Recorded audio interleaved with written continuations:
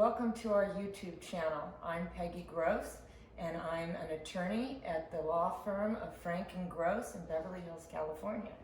Hi, my name is Tatyana Skevin. I'm a founder of Skevin CPA in Torrance, California, which specializes in forensic accounting. And since I'm the attorney, I'll do the required legal disclaimer for videos. Nothing that we say in this video is to be used for any legal case or legal matter or to be taken as legal advice in any way. This is just informative information. And today's topic is hidden assets or hidden money in a divorce case when one spouse has a small business and the other spouse doesn't. So this is a situation where two people are getting divorced, and let's say for conversational sake, the husband has a small business and the wife doesn't, and she's concerned about going through a divorce process because she says her husband can hide assets and this and that in the business. So Tatyana, most people haven't heard of a forensic accountant before, and most of the time when people think of accountants, they think of tax time.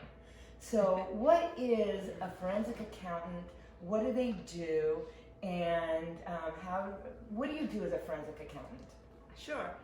Forensic accounting is a specialty area of accounting which deals with actual or anticipated disputes. Forensic means suitable for presenting in a court of law. As a forensic accountants, we are trained to use various techniques to investigate people and their money. Okay, that's a lot more than preparing taxes. Oh, definitely. Even though most of forensic accountants come from the background of certified public accountants, it means it's essential to understand the taxes, to know financial statements, debit, credits, all that kind of stuff. Okay. Well, there's many ways that people can hide assets and money while going through a divorce if they have a small business. So today we're only going to discuss 4 of them, and in other videos we can discuss other topics as well. So the 4 that we're going to discuss today is overpaying on your taxes as a business person. Second, overpaying your employees. Third, paying employees that don't even exist. Now that's a good one. And then transferring business property or business assets to a vendor that's very highly trusted or a family member. And usually people going through divorce do this because they think this is a close friend, this is a vendor that knows me, and I'll get it back after the divorce is over.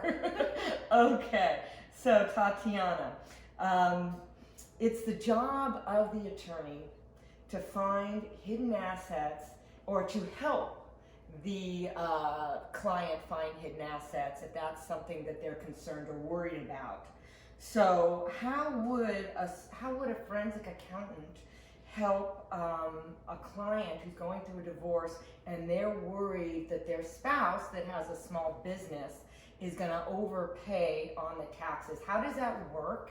And what would be the process that you would go through to discover this hidden money or hidden asset?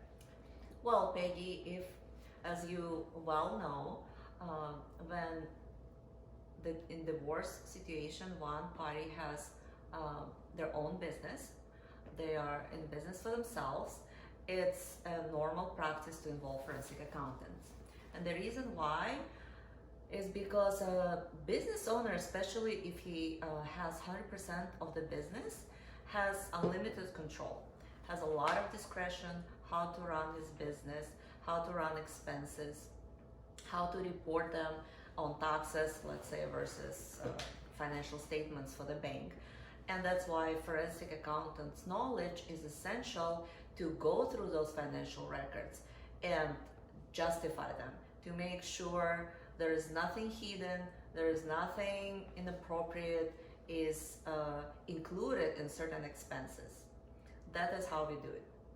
Wow. Okay, so there's a lot to this. Yes, you can say that. Okay. What would a forensic accountant do to discover if the small business owner, we'll call him the husband for the sake of this argument, what would a forensic accountant do to discover and find out if the small business owner's spouse is overpaying employees, let's say even with bonuses and things like that, and hiding the books, and then once the divorce is over, their brilliant idea is to then crawl back the money from these well-trusted employees. What would a forensic accountant do to kind of find the hidden books or the hidden information to kind of bring this out in court? Well, it happens a lot when you have control of the business.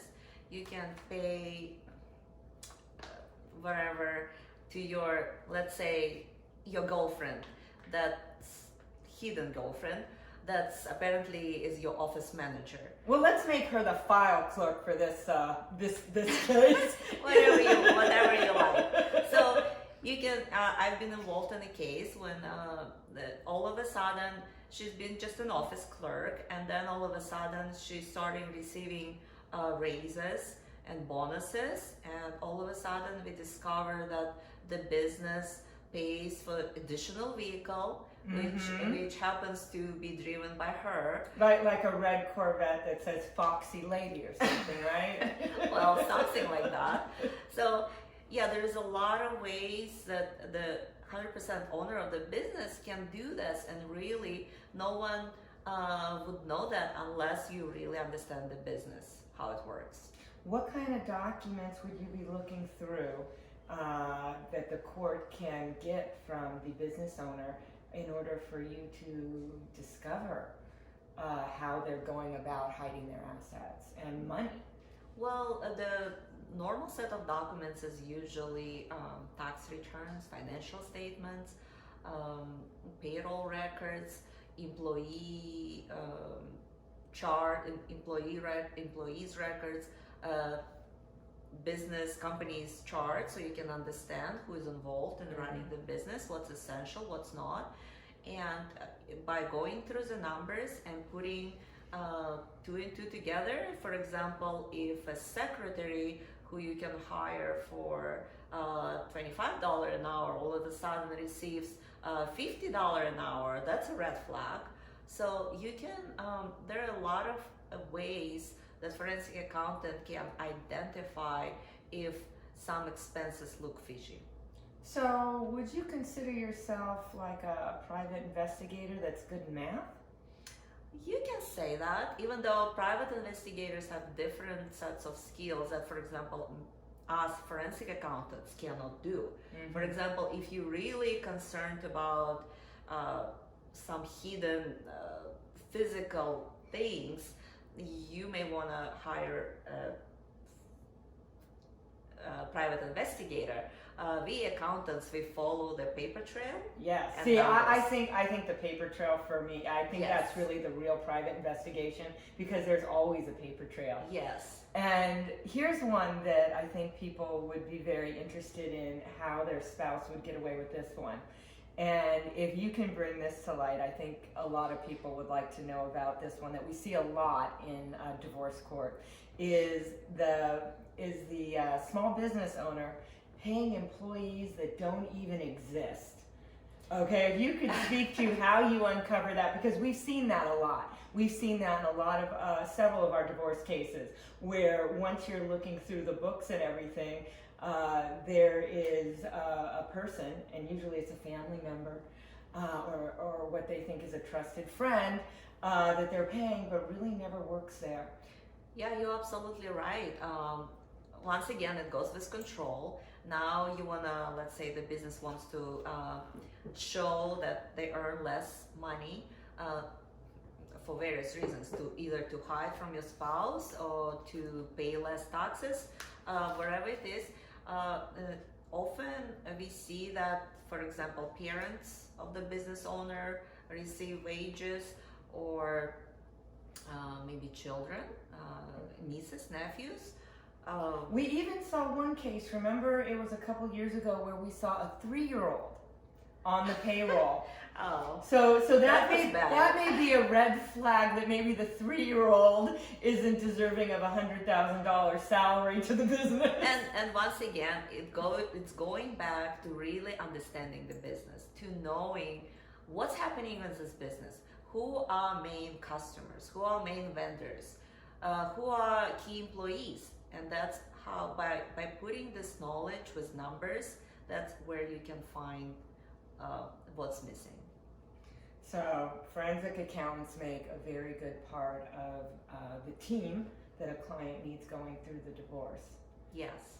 Because records are everything. When you have community assets and it's getting divided through the courts, you have to be able to find them all. Sometimes there's things like tea sets that could be valuable, like a silver tea set or something like that, and it has an economic value. Because it's sterling silver or something like that, and they hide it, let's say at the girlfriend's house.